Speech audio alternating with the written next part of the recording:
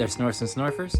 It's really hard for me to make food unsupervised, so I can't film this process. But I have celiac disease, which means I am allergic to gluten, which is in everything from a lot of different foods to hair products, and it's even sent me to the hospital. So I wanted to show you a really good gluten-free food to make that's really easy to make and how to make it, along with a few tips along the way. That little beep there means that it's almost done. Remember what I said, everyone, always have supervision when making food. I prefer to have supervision myself, even as an adult, because I usually have a caretaker, but someone who is not my doctor filled out my forms and filled them incorrectly. Oh my goodness, would you look at this.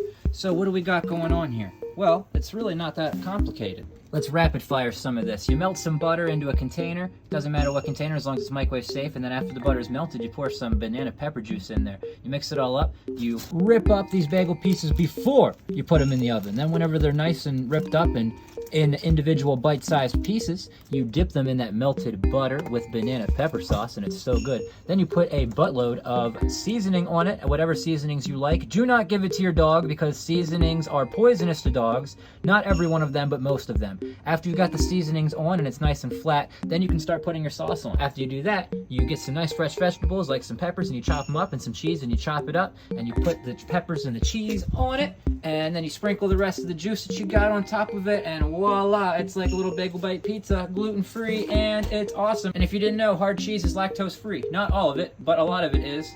It even says so on some of the packaging. Be safe, don't feed this to your dogs.